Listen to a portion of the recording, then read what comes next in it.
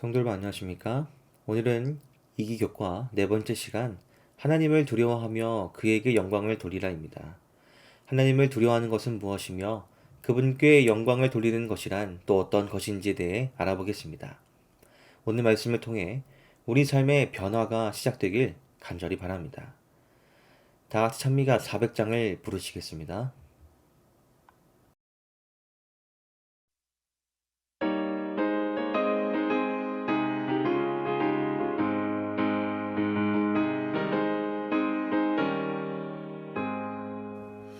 주님의 얼굴을 바라보며 형제들 목소리 합하여 주님의 영광을 찬양하세.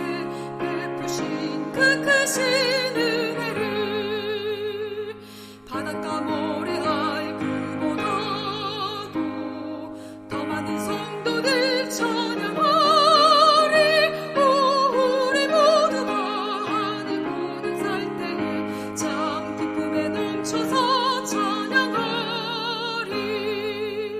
주님께 헌신한 성도들이 하늘의 밝은 빛 속에서 주님의 선하심 찬양하며 하늘의 영광을 노래해. 바닷가 모래알 그보다도 더 많은 성도들 찬양하며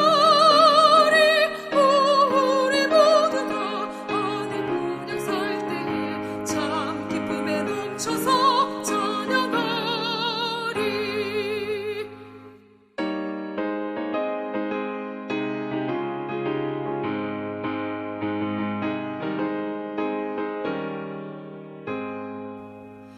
헌화한 천사들 함께 모여 우리와 기쁨을 나누리. 저 멀리 퍼지는 찬송 소리 전쟁도 눈물도 지났네. 바닷가 모래알 그보다도 더 많은 성도들 찬양하리. 우리 모두가 하늘 문양 설 때에 참 기쁨에 넘쳐서 찬양하리.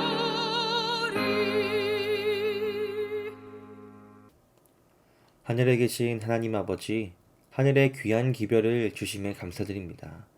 오늘 이 말씀이 저의 삶에 스며들어 하나님의 자녀로 살아가도록 인도하여 주시옵기를 예수 그리스도의 이름으로 기도드립니다. 아멘. 여러분, 누군가를 혹은 무언가를 두려워해 본 경험이 있으십니까? 저는 어릴 적 바다에서 수영을 할 때가 생각이 납니다. 눈부시고 아름다운 바다를 더 깊숙이 보고자 물에 깊이 들어가서 보니 저 앞에 캄캄하고 끝이 보이지 않는 심해의 모습에 두려움을 느껴 얼른 수면 위로 올라왔던 적이 있었습니다.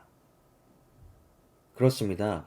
우리들은 잘 알지 못하는 것들에 대해 두려움을 느끼곤 합니다. 그렇다면 어쩌면 우리 삶의 정말 중요한 문제, 우리는 이 세상의 마지막 때에 대해 어떻게 알고 있습니까? 덴마크의 철학자요 신학자인 쇠렌 키르케고르는 종말에 대해 이렇게 비유합니다. 큰 무대 뒤에서 화재가 발생했다. 공연에 참여했던 광대가 나와서 청중에게 이렇게 경고했다. 모두 나가세요. 불이 났습니다. 청중은 그것이 단지 대단한 농담이거나 실감나는 쇼일 뿐이라고 생각하고 그저 박수를 보냈다. 그는 경고를 반복했다. 나가세요. 나가시라고요. 그러나 그가 그들에게 더 강력하게 경고할수록 박수갈채는 더 커졌다. 키르케고르의 비유 속 세상은 농담과 착각 속에서 종말을 맞이합니다. 그러나 이 세상의 마지막 때, 다시 말해 종말은 꾸며낸 이야기나 농담이나 가볍게 흘려들 만한 이야기가 아닌 성경에 기록된 분명한 하나님의 말씀입니다. 이 세상은 심각한 위기에 직면해 있습니다. 이에 베드로는 이 세상의 마지막 때를 물로 세상이 멸망한 홍수에 비유하여 다음과 같이 기록했습니다.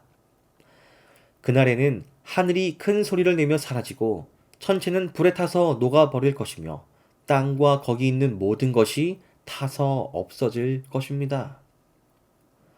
성경 말씀처럼 이 세상은 불로 모든 것이 녹아내리는 종말을 맞이할 것입니다. 이것은 강력한 성경의 경고입니다. 이 세상의 종말과 심판에 대한 말씀은 어쩌면 너무 두려운 말씀인지도 모르겠습니다. 그러나 우리 하나님께서는 분명하게 이것을 경고하심과 동시에 대비할 수 있는 구원의 길 또한 마련해 주셨습니다. 이번 주 기억절 말씀을 보겠습니다. 성도들의 인내가 여기 있나니 그들은 하나님의 계명과 예수에 대한 믿음을 지키는 자니라. 성경 요한계시록은 분명하게 이 세상 마지막 때에 살아남을 하나님의 신실한 무리에 대해 언급하는데 이들의 특징은 하나님의 계명을 지키고 또 예수에 대한 믿음을 지키는 자라는 것입니다. 또한 이 무리는 분명 첫째 천사의 기별에 나오는 하나님을 두려워하고 그분께 영광을 돌리는 자들일 것입니다. 이 첫째 천사의 기별에 반응한 자들이 마지막 때에 남아있을 성도들이기에 그런 것이죠. 따라서 오늘 교과의 핵심 내용은 바로 마지막 때에 남아있을 성도들, 하나님의 계명을 지키고 예수에 대한 믿음을 지키는 자들의 대열에 내가 어떻게 합류할 수 있을까에 대한 답을 얻기 위하여 첫째 천사의 기별을 살펴보겠습니다. 첫째 천사는 그 방법으로 하나님을 두려워하며 그에게 영광을 돌리라고 외칩니다. 오늘 교과의 순서입니다.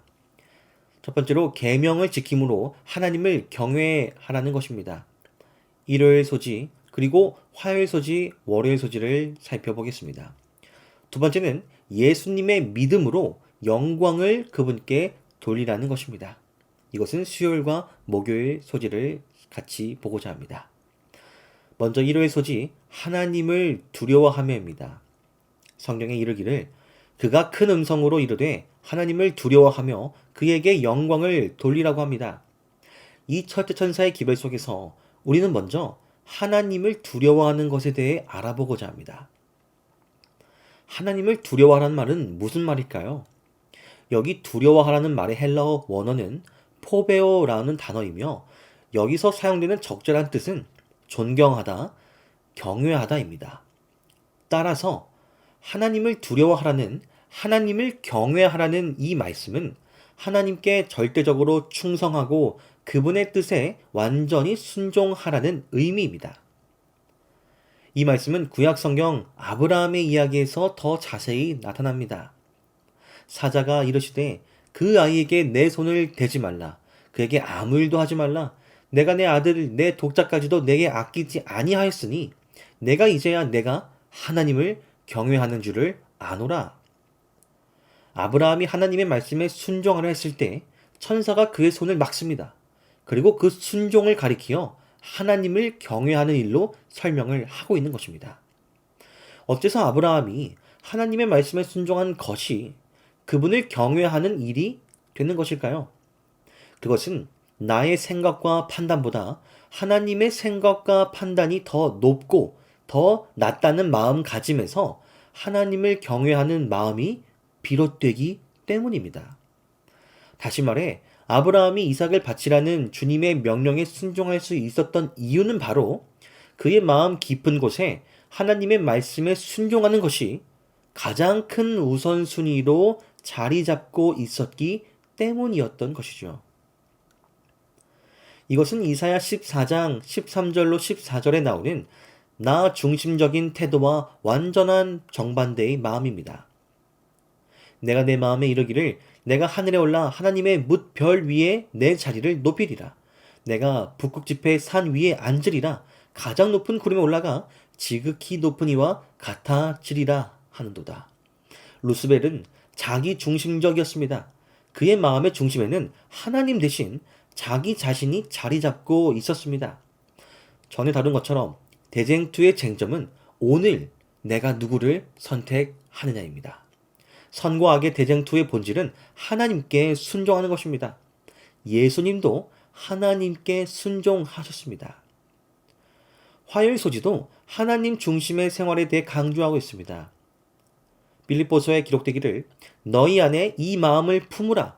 곧 그리스도 예수의 마음이라고 합니다. 그는 근본 하나님의 본체시나 하나님과 동등됨을 취할 것으로 여기지 아니하시고 자기를 낮추시고 죽기까지 복종하셨으니 곧 십자가의 죽으심이라고 기록합니다. 여러분, 오늘 나의 마음속에는 무엇이 가장 중심에 자리 잡고 있습니까? 하나님입니까? 아니면 다른 무언가입니까? 성경은 우리 안에 예수의 마음을 품으라고 권면합니다. 이것은 예수님의 마음처럼 내 앞에 있는 어려움과 고난 속에서도 오직 하나님께 순종하는 마음입니다. 그리고 이 순종은 나의 마음 중심에 하나님이 자리 잡고 계실 때에만 가능할 것입니다. 만약 하나님이 아닌 다른 것이 나의 마음 중심에 자리 잡고 있다면 이 시간 하나님께 고백하여 예수님의 마음을 품기로 선택하는 저와 여러분이 되길 간절히 바랍니다. 하나님을 두려워한다는 것은 우리의 마음에 그 중심에 우리의 생각에 그분을 첫째 자리에 두는 것입니다. 이것은 우리가 그분을 경외하고 존경하여 나의 생각이나 뜻보다 하나님을 가장 우선시해야 한다는 의미입니다. 우리의 행동은 우리의 사고방식이 어디에 있는지를 보여줄 것입니다. 그러므로 아브라함처럼 또 예수님처럼 우리가 하나님을 나의 우선순위 가장 첫 번째 자리에 모시고 살아가는 경험들을 갖게 되길 바랍니다. 그 경험들이 정말 나에게 유익이 되는지 우리가 먼저 느끼게 되길 간절히 바랍니다. 과연 나는 나의 삶의 문제의 해결들을 어디서 얻고 있습니까? 많은 사람들에게 교육이란 서적으로부터 얻는 지식을 의미한다. 그러나 여호와를 경외하는 것이 지혜의 근본이다. 하나님을 사랑하고 두려워하는 지극히 작은 어린아이를 하나님께서는 가장 재능 있고 학식이 많지만 개인적 구원의 문제를 등한히 하는 사람보다 더 크게 보신다. 마음과 생애를 하나님께 성별하여 바치는 청년들은 자신들을 모든 지혜와 탁월함의 원천에 연결시키고 있는 것이다. 이어지는 월요일 소지 하나님을 경외하고 순종하기는 하나님을 경외하는 것에 대해 보다 더 자세히 설명합니다. 먼저 우리가 알아야 할 것은요. 하나님을 두려워하는 것과 그분의 계명을 지키는 것은 연결되어 있다는 것입니다. 곧 너와 내 아들과 내 손자들이 평생에 내 하나님 여호와를 경외하며 내가 너에게 명한 그 모든 규례와 명령을 지키게 하기 위한 것이며 또 시편에 이르기를 주를 경외하는 자들이 나를 보고 기뻐하는 것은 내가 주의 말씀을 바라는 까닭이나이다. 일의 결국을 다 들었으니 하나님을 경외하고 그의 명령들을 지킬지어다. 이것이 모든 사람의 본분이니라. 이 말씀들처럼 하나님을 경외함, 그분을 두려워한다는 것의 결과는 그분의 명령들에 순종한다는 것입니다. 결과가 두려워 순종함이 아닌 그분의 사랑에 대한 존경의 태도로 순종한다는 것이죠. 바울은 이에 대해 다음과 같이 말했습니다. 너희는 그 은혜에 의하여 믿음으로 말미암아 구원을 받았으니 이것은 너희에게서 난 것이 아니요 하나님의 선물이라. 행위에서 난 것이 아니니 이는 누구든지 자랑하지 못하게 함이라. 우리는 그가 만드신 바라 그리스도 예수 안에서 선한 일을 위하여 지으심을 받은 자니. 그렇습니다. 우리는 하나님의 은혜로 구원을 받은 것입니다. 그리고 그 은혜를 받은 자들에게 외쳐지는 하늘의 호소는 바로 선한 일, 바로 그분의 계명에 순종하라는 것입니다. 은혜로 구원을 받았다고 해서 은혜가 계명에 대한 불순종을 허용하는 것이 아니라는 말씀입니다. 그러므로 복음은 우리를 율법의 정죄에서 자유롭게 해주는 것이지 순종의 의무에서 자유롭게 만들어주는 것이 아니라는 것이죠. 바울은 이어 은혜에 대해 말합니다. 그로 말미암아 우리가 은혜와 사도의 직분을 받아 그의 이름을 위하여 모든 이방인 중에서 믿어 순종하게 하나니. 은혜를 통하여 우리는 과거의 죄를 용서받을 뿐만 아니라 현재에도 경건하고 순종하는 삶을 살 수 있도록 힘을 주신다는 약속입니다. 여러분, 그러므로 예수님의 은혜로 이제 모든 율법에서 자유롭게 되어 우리가 더 이상 율법을 지키지 않아도 된다는 말은 우리가 다시 한번 생각해 봐야 되는 말입니다. 너무 과한 순종은 율법주의라는 극단으로도 갈 수 있지만 그렇다고 해서 순종에 대한 어떠한 이야기도 율법주의라고 치부하는 것 또한 우리가 멀리해야 하는 것입니다. 어떤 이들은 예수님만 있으면 된다고 합니다. 그런데 정작 예수님은 이 율법을 폐하지 않으셨습니다. 따라서 성경의 그리스도는 우리로 하여금 결코 하나님의 율법을 가볍게 여기도록 인도하지 않습니다. 율법은 하나님의 성품의 사본이기 때문입니다. 성경의 그리스도는 우리로 하여금 결코 성경의 원칙을 축소하게 이끌지 않습니다. 성경의 원칙은 하나님이 어떤 분이신 것과 세상을 향한 그분의 계획을 드러내기 때문입니다. 성경의 그리스도는 결코 그분의 가르침을 경건의 모양만 갖춘 공허한 이야기로 끌어내리게 하지 않으십니다. 진리의 모든 원칙을 그 자신에 담으신 분이 예수 그리스도시기 때문입니다. 그분이 하시지 않은 일들을 우리가 해서 되겠습니까? 하나님을 경외하는 자는, 그분을 두려워하는 자들은 그분의 계명에 순종하는 자들입니다.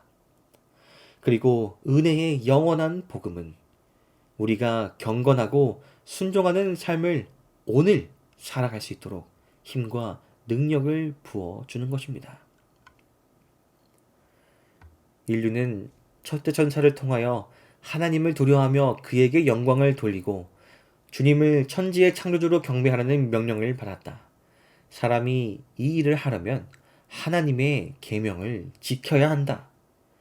현이는 하나님을 경외하고 그 명령을 지킬지어다. 이것이 사람의 본분이라고 말한다. 하나님의 계명을 지키지 아니하면 어떤 예배로도 하나님을 기쁘시게 할 수 없다.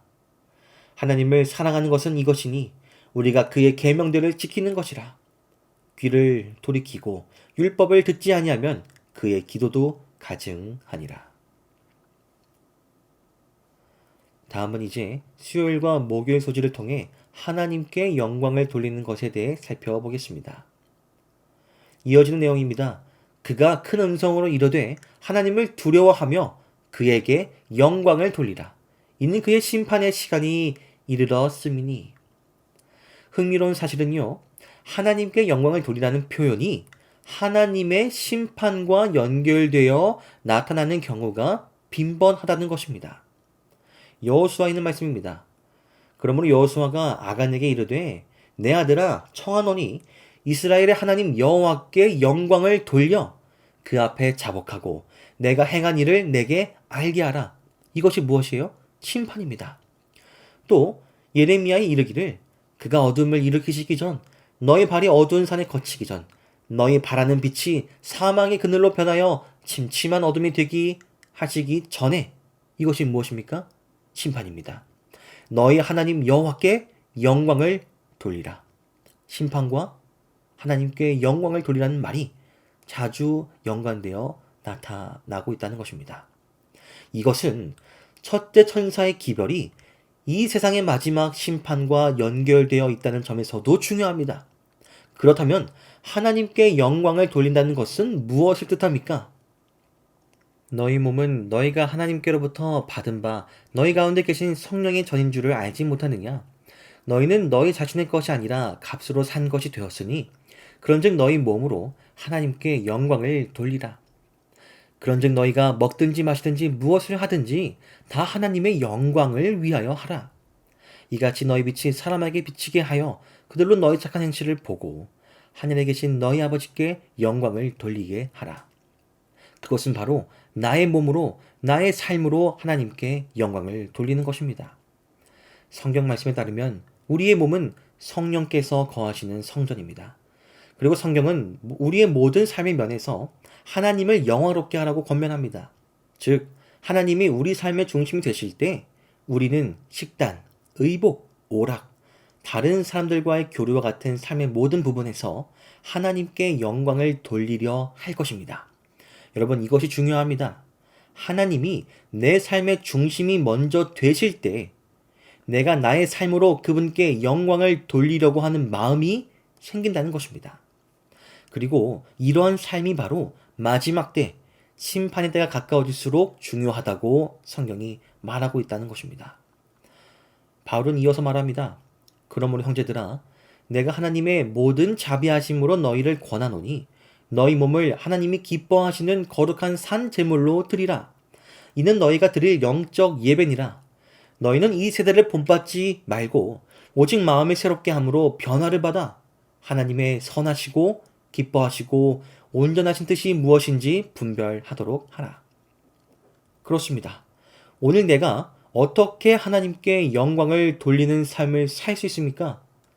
바로 무엇이 하나님께서 기뻐하시는 뜻일지 분별을 하여 사는 삶입니다. 이것이 그분께 영광을 돌리는 삶이자 나의 몸을 거룩한 성전으로 유지하는 삶입니다. 여러분, 우리 몸이 거룩한 전이 되려면 어떻게 해야 하겠습니까? 무엇을 청소하고 무엇을 채워야 하겠습니까? 나의 몸인 이 성전을 어떻게 관리해야 할지에 대해 고민하는 저와 여러분이 되길 바랍니다. 어떻게 사는 삶이 하나님께 영광을 돌리는 삶일지 고민하는 우리 모두가 되길 바랍니다. 가정에서 하나님을 첫째로 삼는 아버지와 어머니들, 여호와를 경외하는 것이 지식의 근본임을 자녀들에게 가르치는 아버지와 어머니들은 질서가 잘 잡히고 잘 훈련된 가정, 하나님을 반역하는 대신에 그분을 사랑하고 순종하는 가정을 세상에 보여줌으로 천사들과 사람들 앞에서 하나님께 영광을 돌리게 된다. 마지막 목요일 소식, 요한계시록에 이기는 자들입니다. 계시록 14장 12절에 있는 말씀입니다. 성도들의 인내가 여기 있나니 그들은 하나님의 계명과 예수에 대한 믿음을 지키는 자니라. 초반부에 말씀드린 것처럼 이 말씀은 말세의 하나님의 신실한 백성을 묘사한 것입니다. 그리고 이들은 예수에 대한 믿음을 지킴으로 그들의 삶을 통해 하나님께 영광을 돌릴 것입니다. 여러분, 나의 삶으로 하나님께 영광을 돌리는 것이 쉬운 일입니까? 나의 삶의 중심에 하나님을 모시고 거룩한 성전의 모습으로 살아가는 삶이 쉬운 일입니까? 그렇지 않습니다. 그렇기에 우리는 이미 승리하신 예수 그리스도가 필요합니다. 요한계시록 14장 12절에 예수에 대한 믿음이라는 표현은 예수에 대한 믿음, 그리고 예수의 믿음, 예수님이 가지신 믿음이라고도 해석할 수 있습니다.